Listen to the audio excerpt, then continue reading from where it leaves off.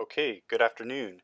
This is the second mini lecture for our new class, which is the English 037 class for Intersession 2020.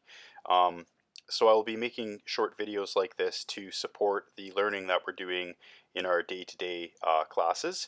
So today this lecture is going to be looking at the parts of speech in English. So parts of speech are essentially the basic components or basic parts that we use to write sentences.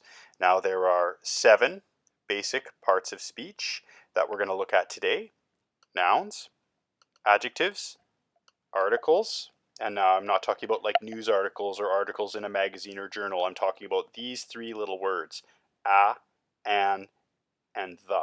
They're words that we use to put in front of nouns. Verbs, adverbs, conjunctions, and prepositions. Okay, so let's talk about each of them in turn. So nouns are people, places, things, and ideas, and basically they are the doer in the sentence. They're the person or thing that is at the very beginning of the sentence, and then followed by the verb, which is the action, the thing that is being done. So you have the doer and the action that they are doing. So I actually like to look at English in terms of phrase level language instead of just individual words, because we're ultimately building our way towards understanding how to write sentences and then paragraphs and beyond. So looking at the word level is very basic, so it's just a review. So if we look at noun phrases, these are the things, the noun plus all of their followers or all of their familiars or friends or their entourage, or however you want to say it. And I call that a noun phrase, or NP. And a normal noun phrase is going to be made up of an article, an adjective, and a noun. Adjectives are words of description, as we can see here, and they are usually used to tell us more about nouns or other adjectives. So you can see, if we look at this example sentence, Matthew drove his car. What is the noun? What are the nouns in this sentence? How many nouns are there in this sentence?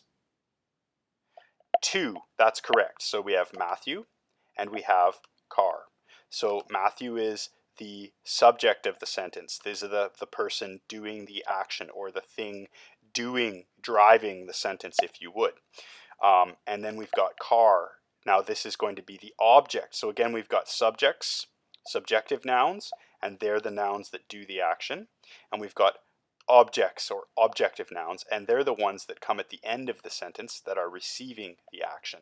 So you can notice in this sentence we've got a pretty standard word order: subject, verb, object. Okay, so as we already touched on, adjectives are words that are used to describe nouns. They give more detail in a sentence. They add kind of the color or the texture of a sentence. And so here is another example sentence that I've written. And normally adjectives are going to modify or tell us more about nouns, but they can also be used to modify other adjectives. And we'll look at that a little bit more in depth as we increase our awareness of how sentences are built. So then we've got a little bit more complex example here. The tall, rugged driver slowly moved his truck in the dark. This is a kind of complete sentence that has all of these different parts of speech included. So if we look at this initial chunk of language, this is the noun phrase that I talked about before. This is a subject noun phrase. And if we look at it, the tall, rugged driver, so how many adjectives are there in this noun phrase? Correct again, 2. So now we kind of get an idea of what we're talking about. Tall, it's describing the driver, and rugged, it's also telling us about the appearance of the driver. Okay, moving on, category number 3 are verbs. Verbs are these words of action. They are the action that the subject will be doing. And the most basic form of a verb is what we call the infinitive form. And this is when we find the verb still with the word to in front of it. To walk, to talk, to think, to be. These are the infinitive forms. So if you think of it like another metaphor to describe it would be when you buy something from the store when it's brand new, it's in a box, right? You haven't taken it out of the box yet. It's untouched. It's pristine. So similarly, infinitive forms of the verbs are kind of untouched. They haven't been opened yet. They haven't been changed or used yet. Later we'll talk about verb tenses, because what we'll see is that you can quickly, once you take your verb out of the box, so to speak, you can transform it into many different ways. You can put it into the past tense. You can have it in the present tense. You can move it into the future tense. So you can play around with your verb to tell more about time in a sentence, when something is happening. So the next category to talk about are adverbs. And just as adjectives are used to describe nouns, similarly, adverbs are used to describe verbs. Now, interestingly enough, adverbs usually end in ly. And quite often you can take any adjective, so let's look at the adjective smart, for example, and if you wanted to transform that into an adverb, all you do, add ly. He lectured smartly. That's maybe not the most clever sentence, but this is showing how we can, one of the cool things about the English language is you can manipulate words. You can take them from one form and change them into another form, and we'll be talking about how to do that. So we've got our noun phrase. The noun phrase is the driver.